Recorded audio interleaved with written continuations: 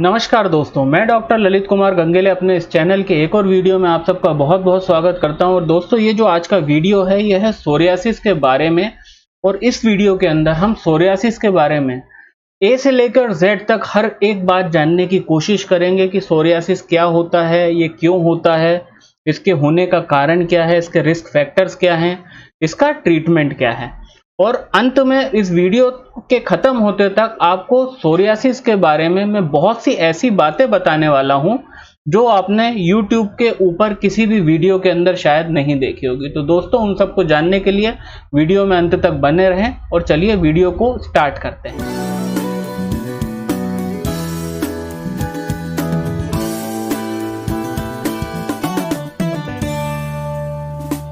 तो दोस्तों, जब भी कोई स्किन डिजीज के बारे में चर्चा या डिस्कशन हो रहा होगा तो वो जो डिस्कशन या वो चर्चा है वो दो चीजों के उल्लेख के बिना बिल्कुल अधूरी है। जो पहले जिस चीज का उल्लेख इस चर्चा में पक्का होगा अगर कोई स्किन डिजीज के बारे में बात कर रहा है तो वो होगा सोरियासिस का। क्योंकि मुझे नहीं लगता कि सोरियासिस से बड़ा स्किन डिजीज इस पूरी दुनिया में शायद एग्जिस्ट ही नहीं करता। Psoriasis is the most inveterate, stubborn, incurable and most chronic skin disease which the humanity till now has faced। मतलब सोरियासिस से बड़ी स्किन डिजीज है ही नहीं। तो वो जो चर्चा है किसी भी स्किन डिजीज के बारे में वो बिना सोरियासिस के उल्लेख के पूरी नहीं हो सकती। और जो दूसरी चीज जिसका उल्लेख उस चर्चा में होगा स्किन डिजीज के बारे में वो है होम्योपैथी। दोस्तों, आज 2021 तक ये पूरी की पूरी दुनिया भली भांति से समझ चुकी है कि अगर कोई एक पैथी है जिसके अंदर स्किन डिजीज का सबसे ज्यादा रैशनल और जड़ से इलाज है तो वो होम्योपैथी है। आज की तारीख में आम लोग भी इसको समझते हैं, आयुर्वेद वाले, इनफैक्ट एलोपैथिक जगत ने भी कई बार कई जगह पे इस चीज को एक्सेप्टेंस दिया है कि yes, there is a rational and genuine treatment and 100% cure of any skin disease in homeopathy. तो दोस्तों, सोराइसिस क्या है? अब हम ये सोराइसिस में बार बार इसलिए बोल रहा हूं क्योंकि मैं आम जनता तक भी पहुंचना चाहता हूं। जो सोरियासिस है, जो इसका pronunciation as a psoriasis, that is the medical pronunciation. और एक आम आदमी इस बीमारी को क्या बोल के बताता है? वो उसको सोराइसिस बोलता है। एक आम आदमी की, आम लोगों की बोलचाल की भाषा में इस बीमारी को सोरियासिस प्रोनाउंस नहीं किया जाता, इस बीमारी को सोराइसिस प्रोनाउंस किया जाता है। और क्योंकि मैं इस वीडियो के थ्रू हर व्यक्ति तक पहुंचना चाहता हूं, चाहे वो डॉक्टर हो, मेडिकल प्रैक्टिशनर हो, स्टूडेंट हो, न्यूली बिल्ड डॉक्टर हो या फिर वो आम पेशेंट हो, तो दोस्तों इसलिए मैं बीच बीच में सोराइसिस शब्द जरूर यूज करूंगा कि मैं उन वाले व्यूअर से भी कनेक्ट कर पाऊं, ठीक है ना। तो जो सोराइसिस है या सोरियासिस है, सोरियासिस क्या है? सोरियासिस एक ऑटो इम्यून डिसऑर्डर है। ऑटो इम्यून डिसऑर्डर का मतलब यह होता है कि हमारा इम्यून सिस्टम, हमारा प्रतिरोधक तंत्र हमारी बॉडी के ही किसी पार्ट को आउटर सब्जेक्ट समझ लेता है या किसी हमारे खुद के ही पार्ट के खिलाफ वो एंटीबॉडीज बनाता है। और वो एंटीबॉडीज उस पार्ट को जिसके खिलाफ वो बनी है वो एंटीजन समझ के रिएक्ट करती हैं और हमारा शरीर खुद को ही आत्मघाती की तरह नुकसान पहुंचाने लगता है। तो this is what is known as the auto immune disease. अब सोरियासिस ऑटो इम्यून कैसे है? वो ऐसे है कि इसके अंदर बनती हैं कुछ एंटीबॉडीज और वो एंटीबॉडीज बनती हैं स्किन के कुछ सेल्स के खिलाफ। जो स्किन होती है, स्किन के सेल्स के खिलाफ एंटीबॉडीज बनती हैं। और वो एंटीबॉडीज क्या करती हैं? स्किन के ऊपर जो सेल्स होते हैं, जो हमारा स्किन के ऊपर एपिडर्मिस है, वहां पे आके रिएक्ट करती हैं और अल्टीमेटली जो सोरियासिस का क्लासिकल चकत्ता बनता है या फिर इसको बोलते हैं स्किन लीशंस, जो सोरियासिस में बनते हैं उन लीशंस को पैदा करती हैं, ठीक है ना। तो ये हमने जाना कि सोरियासिस क्या होता है। तो ये एक ऑटो इम्यून डिसऑर्डर है। अगर आप चर्म रोग की बात करेंगे तो सोरियासिस और एक्जिमा से बड़ा चर्म रोग है ही नहीं इस दुनिया में। तो आप सोच सकते हैं कि ये वीडियो कितना इंपॉर्टेंट है और आप ये भी समझ सकते हैं कि इस वीडियो का इंपॉर्टेंस होम्योपैथी के लिए भी इतना ज्यादा इसलिए हो जाता है क्योंकि होम्योपैथी की प्रसिद्धि कहीं ना कहीं स्किन डिजीज को टैकल करने में महारत के कारण हुई। मतलब होम्योपैथी को जो जिसका नाम मिला है वो नाम मिलने का सबसे इंपॉर्टेंट कारण है कि होम्योपैथी से स्किन डिजीज या चर्म रोग का सफल उपचार है ना। तो अब हमने जाना कि सोरियासिस होता क्या है। अब सोरियासिस क्यों होता है, इसकी क्या इटियोलॉजी, इसका कॉज क्या है। तो दोस्तों, as far as the modern medicine and allopathic knowledge is concerned, तो इसका कोई भी स्पेसिफिक कॉज नहीं बताया गया है। इसकी जो इटियोलॉजी है वो अननोन है। मतलब what is the criteria of the selection of disease, क्यों 1000 लोगों में से एक व्यक्ति को ही होता है और उसी को क्यों हुआ, तो इसका कोई भी हमको ऐसा डाटा नहीं पता है कि हम इसको जिसको श्रेय दे सकें कि यार इसके होने का ये कारण है ना। जैसे कि एक एग्जांपल लेते हैं, जैसे फंगल इन्फेक्शन है, जो बॉडी में रिंगवॉर्म वगैरह होते हैं, जो खुजली वगैरह होती है इन्फेक्शन, तो उसकी इटियोलॉजी हमको पता है कि भाई टीनिया इन्फेक्शन हो जाता है जब बॉडी के अंदर फंगस का इन्फेक्शन होता है, तो भैया रिंगवॉर्म का लीसन बनता है, वो जो दांत खाद खुजली वाला है। पर this thing can not be predicted in the case of psoriasis at all, क्योंकि इसका इटियोलॉजी एब्सोल्युटली अननोन बताया है। बट होम्योपैथ होने के नाते हमको इसका इटियोलॉजी पता है, उसके बारे में हम आगे चर्चा करेंगे। हाँ, मॉडर्न मेडिसिन में कुछ रिस्क फैक्टर्स जरूर बताए गए हैं, जिन रिस्क फैक्टर्स के कारण सोरियासिस जो है वो होने के चांसेस बढ़ जाते हैं। और वो रिस्क फैक्टर की जो लिस्ट है उसके अंदर सबसे पहला पॉइंट है स्ट्रेस, तनाव। हम होम्योपैथ होने के नाते बहुत अच्छे से जानते हैं कि कुछ भावनात्मक चीजें होती हैं जो शायद शरीर पे बीमारी को पैदा करती हैं। हमारे होम्योपैथी में ऐसी कई दवाइयां हैं, जैसे गुस्से के सप्रेशन के कारण कुछ हो जाना तो स्टेफिस एग्रिया है ना। इमोशंस के सप्रेशन के कारण, बहुत ज्यादा इंट्रोवर्टेडनेस के कारण कोई अगर कुछ फिजिकल एलिमेंट्स आते हैं तो उसके लिए हम लोग नेट्रम्यूर देते हैं, है ना। तो ये बीइंग होम्योपैथ होने के नाते हमको बहुत अच्छे से पता है कि कहीं ना कहीं स्ट्रेस, और एलोपैथिक जगत में भी इस बात को माना जाता है कि stress is one of the important cause of psoriasis. Cause या फिर रिस्क फैक्टर बोल सकते हैं। The second risk factor is excessive smoking.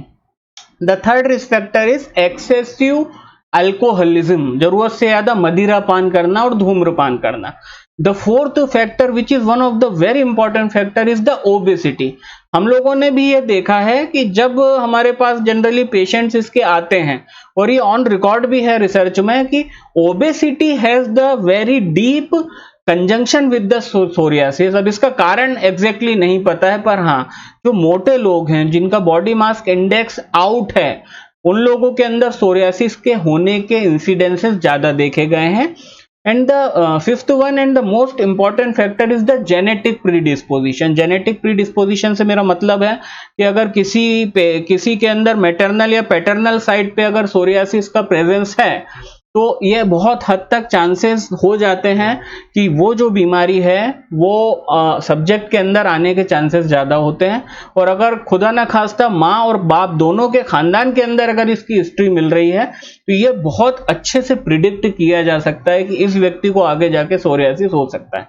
तो दोस्तों, हमने ये जाना। अब सबसे इंपॉर्टेंट, अभी तक हमने क्या क्या देख लिया है कि सोरियासिस क्या था, हमने देख लिया है, ये क्यों होता है हमने देख लिया है, इसके होने के क्या कारण होते हैं, इसके रिस्क फैक्टर क्या होते हैं। अब हम देखते हैं कि बीइंग होम्योपैथ, हमारे को जो होम्योपैथी के अंदर जो माइजम और सोरिक माइजम का नॉलेज दिया है, क्या हम उससे जान सकते हैं कि सोरियासिस का क्या कारण है? बिल्कुल जान सकते हैं दोस्तों। सोरियासिस जो हमारे पास केसेस आते हैं, आप थोड़ा सा समझने की कोशिश करिएगा। बीइंग होम्योपैथ, हम लोग लास्ट लाइन ऑफ डिफेंस है दुनिया के मेडिकल फिटर्निटी में। कहने का मतलब, जब आदमी हर जगह से थक जाता है, हार जाता है, और वो कई साल अपनी बीमारी के साथ बिता लेता है, परेशानी के साथ, तब इसको आती है बुद्धि कि भाई अब मैं जाता हूं होम्योपैथ के पास। वो होम्योपैथ के पास तब आता है जब हर जगह से इस व्यक्ति को मना कर दिया जाता है। और यही कारण है दोस्तों कि जो हम लोग जनरली हमारी प्रैक्टिस में सोराइसिस देखते हैं या सोरियासिस देखते हैं, वो सोरियासिस के केस बहुत ज्यादा सीवियर होते हैं। क्यों? क्योंकि वो इनिशियली सोरियासिस ऐसा थोड़ी कि ओवरनाइट आप सोए रात में और सवेरे उठे तो आपको 50% बॉडी पे सोरियासिस के लीसन थे, ऐसा नहीं होता। कोई भी बीमारी स्टार्ट होती है एक छोटे से पॉइंट से होती है। In the same manner psoriasis या सोरियासिस का जो स्टार्टिंग होता है वो एक बहुत छोटे से पॉइंट से होता है, एक बहुत छोटा सा लीशन होता है, इतना छोटा लीशन कि आदमी जनरली शुरू के कुछ सालों में उसके ऊपर ध्यान भी नहीं देता। अब होता क्या है कि ये लोग जाते हैं एलोपैथों की शरणों में, एलोपैथ जो है इसको स्टेरॉइड्स, कार्टिकोस्टेरॉइड्स देके इसको दबा देते हैं, ये अंदर सप्रेस हो जाता है। और ये जो लीशन था सोरियासिस का, ये क्या था, ये सोरिक मायज़म का एक्सप्रेसिव स्टेट का मैनिफेस्टेशन था, ये एक्सप्रेशन था सोरा का, सोरिक मायज़म का, जिसको दबा दिया गया। तो जब ऐसा मायज़मेटिक लैंग्वेज या मायज़मेटिक इरप्शंस को जब दबाया जाता है तो आपके शरीर के अंदर वो चला जाता है किसी एक इंपॉर्टेंट ऑर्गन पे, और आप एक टाइम आता है वहां पे वो जाके छुप गया। आपने सोचा मैं सही हो गया, आपने 3-4 महीने एलोपैथी की ट्यूब खाई और दवाइयां खाई, स्टेरॉइड्स खाए, आपने सोचा मैं सही हो गया, फिर अल्टीमेटली आप इलाज बंद करते हैं और वो पिछली बार जितना छोटा आपको दिखा था वो उससे कम से कम 4 गुना बड़ा होकर आपकी सरफेस पे वापस आता है। फिर आप डॉक्टर के पास जाते हो, और ये जो टेबल टेनिस चल रहा होता है ना, कि जो स्किन के ऊपर सोराइसिस का इरप्शन या सोरियासिस का इरप्शन और उसका अंदर सप्रेस होना, फिर आपका सोचना मेरा सही हो गया है, मैं ठीक हो गया हूं, आपका इलाज बंद करना, फिर वो बीमारी का और बड़े रूप में बाहर आना, फिर आपका डॉक्टर के पास जाना, फिर इसको सप्रेस करना, फिर आपका ये सोचना है कि आई हैड, अब मैं सही हो गया हूं, अब तो मैं पक्का सही हो गया हूं, फिर आपका इलाज रोकना और फिर वो बीमारी का और बड़ा बाहर आना। तो दोस्तों ये जो टेबल टेनिस का मैच चल रहा होता है ना, ये मैच होता है, इसका मियाद होता है 10 से 15 साल बीत चुके होते हैं पेशेंट के। और यही कारण है कि जब वो थक जाता है और ही has got fed up of all the allopathic medication and allopaths, फिर वो सोचता है मैं होम्योपैथिक डॉक्टर के पास जाऊं, और जब वो हमारे पास आता है तो उसकी 50% बॉडी के ऊपर वो फैल चुका होता है। तो ये जो हमारे पास जो लीसन आता है, जो हमारे पास जो एक फदका हुआ पेशेंट आता है जिसकी पूरी बॉडी विकृत हो जाती है सोराइसिस के इरप्शन से, वो जो पेशेंट है वो बेसिकली इनिशियली ऐसा नहीं था, वो इनिशियली एक छोटे से लीसन के साथ था, पर ये जो तजुर्बे और एक्सपेरिमेंट और माल ट्रीटमेंट में कहता हूं इसको, इसकी वजह से उसका ये हाल हुआ है। And this is the homeopathic theory कि सोरियासिस इतना ज्यादा सीवियर क्यों हो जाता है, ठीक है ना। अब दोस्तों हम सीधे सीधे आते हैं कि इसका हम आइडेंटिफिकेशन कैसे करेंगे, हम कैसे पहचानेंगे सोरियासिस को।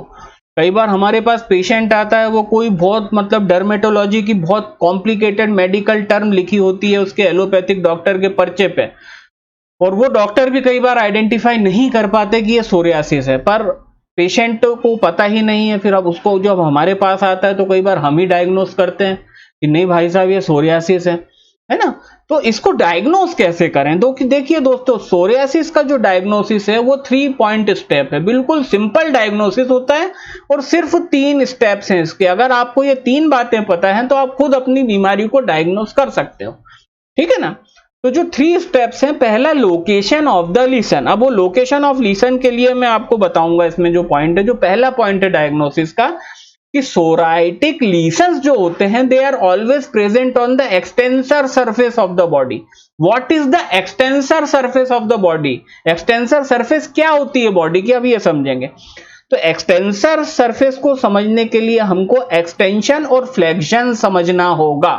जैसे ये मेरा हाथ है, ये मैंने हाथ को सीधा करा, मतलब मैंने हाथ को एक्सटेंड कर दिया, ये एक्सटेंड करा हुआ है मैंने हाथ, ठीक है ना, आप देख रहे हैं। ये मैंने हाथ को फोल्ड करा तो मैंने फ्लेक्स करा है, फ्लेक्शन करा है। तो जब एक्सटेंशन में इस तरफ कर रहा हूं, मतलब ये मेरी बॉडी का, ये मेरे इस हैंड का ये एक्सटेंसर सरफेस है मेरी आर्म का, और मैं हाथ को फ्लेक्स इस तरफ कर रहा हूं तो ये जो सरफेस है ये मेरा फ्लेक्सर सरफेस है। आप मेरी बात समझ रहे हैं। और सोराइसिस के जो इरप्शंस होते हैं they are always present on the extensor surface of the body. वो बॉडी के जिस पार्ट पे होंगे वहां पे एक्सटेंसर सरफेस पे होंगे, और बॉडी के अंदर हर पार्ट पे एक्सटेंसर और फ्लेक्सर सरफेस होती है। अब मैं थोड़ा माइक हटा रहा हूं, मैं आपको यही एग्जांपल पैर में दिखाऊंगा, है ना, मेरे को उम्मीद है आप शायद देख पाए। अब दोस्तों मैं खड़ा हो गया हूं, आप देखिए ये मेरा पैर है। अब ये मेरा पैर है, इसको मैं मोड़ता कहां पे हूं, अंदर की तरफ मोड़ता हूं। ये मैं फ्लेक्शन कर रहा हूं और ये मैंने एक्सटेंशन करा। एक्सटेंशन मतलब मैंने सीधा करा, ये मैंने फ्लेक्स करा।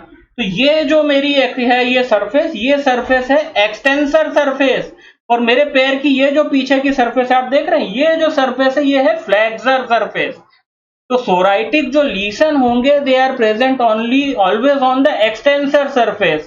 तो एक्सटेंसर सरफेस हाथ और पैर पे कहां हो गई? मेरे हाथ की एक्सटेंसर सरफेस ये है, मेरे हाथ की फ्लेक्सर सरफेस ये है, क्योंकि मैं हाथ को फोल्ड यहां से कर रहा हूं। तो सोराइसिस का लीशन हमेशा एक्सटेंसर सरफेस पे होगा। तो जब ये हाथ पे होगा तो उसकी पोजीशन ये होगी, जब ये पैर पे होगा तो ये पैर का एक्सटेंसर सरफेस ये है। 90% केसेस में सोराइसिस यहाँ पे शिन बोन पे होता है, शिन बोन टीबिया के ऊपर, है ना। अब जैसे ये हमारी बॉडी है, ये हमारा ट्रंक है, तो ट्रंक के अंदर अगर मैं फ्लेक्शन की बात करूं तो ये फ्लेक्शन ये है मेरा, फ्लेक्शन मतलब मैं झुक रहा हूं, है ना। और एक्सटेंशन में ऐसे एक्सटेंशन करता हूं, ये मेरा एक्सटेंशन।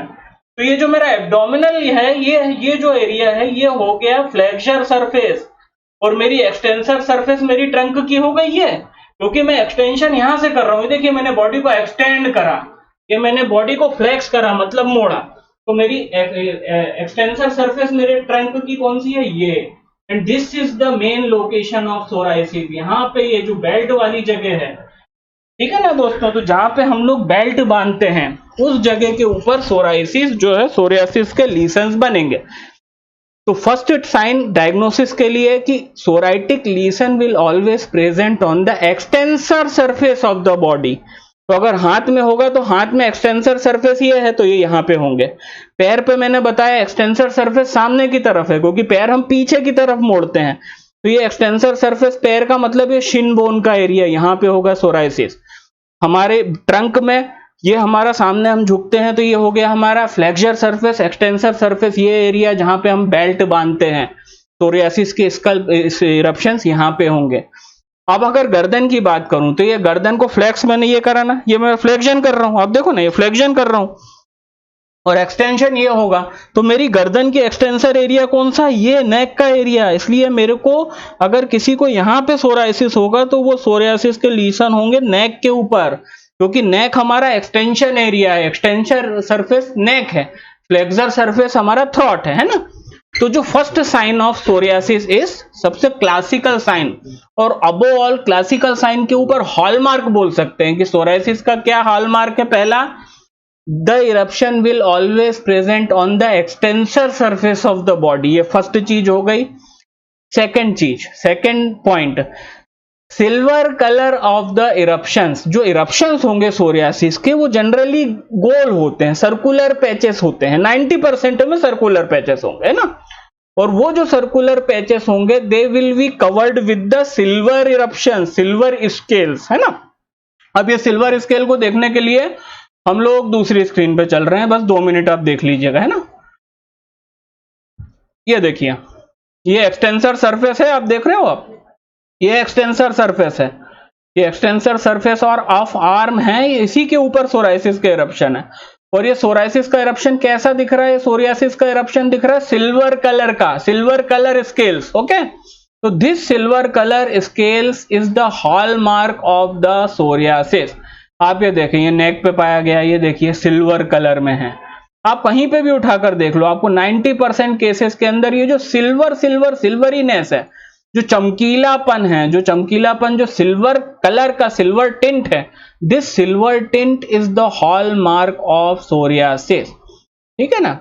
तो ये मैंने आपको बता दिया। तो अपन के डायग्नोसिस के 2 पॉइंट हो गए कि हमेशा सोरियासिस के जो इरप्शंस होंगे वो होंगे एक्सटेंसर सरफेस ऑफ बॉडी पे, और दूसरा वो हमेशा होंगे 90% केसेस में सर्कुलर, प्लस उसके ऊपर जो स्केल्स होगी ना वो होगी सिल्वर कलर की। अगर किसी पेशेंट ने आपके पास आने के पहले जम के उस पर नारियल का तेल या कैस्टर ऑयल या कोई भी मॉइस्चराइज करा है और स्केल्स झड़ा कर आया है, तो in that case the eruption will be red. या फिर in the initial phase of the disease, जब बीमारी शुरू हुई है, तो the eruption will be the red. But with the advancement of the disease, with the chronicity of the disease, जैसे जैसे बीमारी क्रॉनिक होगी, जैसे जैसे हमारी जो एंटीबॉडीज जो हमारे बॉडी ने ऑटो इम्यून डिसऑर्डर के कारण पैदा की, जब वो उसको छलनी करना चालू करेंगी, तो वहां पे सिल्वर कलर के स्केल्स हमको दिखने लगेंगे। And these silver scales are the second sign of the psoriasis, second hallmark of the psoriasis. And the third hallmark of the psoriatic lesion is the lesions of the psoriasis are always be the dry in the history. जो patient आया है 15 साल, 20 साल, 10 साल, 5 साल, जितने भी outstanding year का केस है, 10 साल पुराना केस है, इन पूरे 10 सालों के अंदर 99.9% केस में आपको ड्राइनेस की हिस्ट्री मिलेगी। The Leeson of the psoriasis is always be dry in the nature. वो कभी वहां से डिस्चार्जिंग इरप्शन नहीं होगा, कभी ऐसा इरप्शन सोरियासिस में नहीं बनेगा जिससे कोई पानी निकल रहा हो, जिससे कोई स्राव निकल रहा हो, जिससे ईचिंग करने पे चिपचिपा पदार्थ निकल रहा हो। ये 99% केसेस के अंदर classical psoriasis will be the dry. तो दोस्तों मैं समझता हूं कि टिल नाउ आप बहुत अच्छे से समझ गए हैं कि व्हाट इज सोरियासिस। सोरियासिस के बारे में मैंने आपको बहुत सारी जानकारी दे चुका हूं। अब इसके ट्रीटमेंट पे आते हैं। देखिए एलोपैथी में इसका कोई इलाज नहीं है, ये लोग कार्टिकोस्टेरॉइड्स और स्टेरॉइड्स देते रहते हैं क्योंकि ये एक ऑटो इम्यून डिसऑर्डर है। ऑटो इम्यून डिसऑर्डर मतलब इसके होने का कारण हमारे शरीर के ही इम्यून सिस्टम का हाइपर एक्टिविटी है। तो जब भी हाइपर एक्टिव इम्यून सिस्टम होता है, कोई बीमारी होती है ऑटो इम्यून डिजीज में, तो वहां पे इम्यूनो सप्रेसिव थेरेपी चलती है, वहां पे इम्यून सिस्टम का सप्रेशन करा जाता है। क्योंकि कारण क्या है बीमारी होने का? इम्यून सिस्टम का हाइपर एक्टिवेशन। तो उसको कम एक्टिवेट करने को या इनएक्टिवेट करने को या सप्रेस करने को ये लोग स्टेरॉइड्स का यूज करते हैं, बट कोई यूज नहीं होता, बीमारी और बढ़ती जाती है, बीमारी अंदर जाती है और ज्यादा प्रिपरेशन करती है। आप दवा बंद करते हो, बाहर आती है, तो हर बार जितनी बार बीमारी अंदर जाके बाहर आती है वो बड़ी होके आती है। तो कोई ट्रीटमेंट नहीं है एलोपैथी में। होम्योपैथी में सिंपल ट्रीटमेंट है, क्योंकि सोरिक मैनिफेस्टेशन है, सोरा के सप्रेशन के कारण सारे फसाद पैदा हुए हैं और इसी वजह से सिंपल लाइन ऑफ ट्रीटमेंट है होम्योपैथी का। सबसे पॉजिटिव यूएसपी, ये वो चीज है जिसने होम्योपैथी को जिंदा रखा है। आप ये मानेंगे कि स्किन डिजीज, अगर होम्योपैथी का काम स्किन डिजीज पे इतना अच्छा ना होता तो शायद आज होम्योपैथी का अस्तित्व नहीं बचता। ये होम्योपैथी के सबसे बड़े एडवांटेजेस में से हैं कि जिस बीमारी, जिस स्किन डिजीज का कहीं कोई इलाज नहीं है, होम्योपैथी में उसकी 100% गारंटेड ट्रीटमेंट है। तो there are two most important medicine. बड़ा सिंपल है इलाज। First is the arsenic album 30 4 pills 3 times a day. Arsenic album 30 4 pills 3 times a day. And the second most important medicine in case of psoriasis is Graphitis 30 4 pills 3 times a day. ये तो दे दें हैं आपको, है ना। Arsenic album 30 plus graphites 30, दोनों के अंदर 5 मिनट का गैप रखना है और दिन के अंदर 2 या 3 बार आप इसका सेवन करें। अगर आप पेशेंट है सोराइसिस के या आपके किसी पेशेंट को है सोरियासिस, आप डॉक्टर हैं तो आप दे सकते हैं। और बीच में एक चीज याद रखें कि आप अपने डॉक्टर की सलाह से, इसके अंदर आपको बीच बीच में बड़ी एंटी सोरिक मेडिसिन के धक्के लगेंगे, तो वो मैं यहाँ पे नहीं बता रहा हूँ क्योंकि वो थोड़ा कॉम्प्लिकेटेड प्रोसीजर हो जाता है। पर हाँ, ये मैं बता सकता हूँ कि सल्फर, सोराइनम, कल्केरिया कार्ब, ऐसी मेडिसिन के बीच में आपको इसके अंदर बड़ी ग्रैंड एंटी सोरिक मेडिसिन की आपको सपोर्ट लेना पड़ेगा। बट ये जो 2 मेडिसिन आर्सेनिक और ग्रेफाइटिस जो मैंने बताई हैं, ये आप अपने डॉक्टर, अपने होम्योपैथिक प्रैक्टिशनर की सलाह के बाद बिंदास आप ले सकते हैं। और ये याद रखिए कि हमेशा सोरियासिस का केस अगर आएगा तो वो एटलीस्ट 5-10 साल पुराना ही होगा। आप कभी भी एक्यूट सोरियासिस आपके पास आएगा ही नहीं। तो जो, क्योंकि सालों की स्टैंडिंग का केस है, तो आपको कुछ महीने नहीं, मैं बोलता हूं सोरियासिस का इलाज में मिनिमम आपको हो सकता है 1 साल लग जाए, मिनिमम टाइम बता रहा हूं मैं। तो अगर आप में से किसी को ये बीमारी है तो ये मेडिसिन को आप लेकर देखें अपने डॉक्टर की सलाह के बाद। अगर आप डॉक्टर हैं तो आप अपने पेशेंट को ये 2 मेडिसिन दीजिए। The treatment will be the long, ये मैं आपको बता रहा हूं, क्योंकि सोरियासिस दुनिया की सबसे कठिन स्किन डिजीज है और सबसे टॉप स्किन डिजीज है, इसके ऊपर कोई बीमारी नहीं है। तो दोस्तों ये था एक वीडियो जिसके अंदर मैंने आपको सोरियासिस के बारे में हर चीज से अवगत कराया। अब सैटरडे को आने वाली लाइव स्ट्रीम में आपसे बहुत जल्दी मुलाकात होती है और फिर अगले हफ्ते एक और इन्फॉर्मेटिव वीडियो के साथ मैं आपसे मिलता हूं। तब तक के लिए नमस्कार।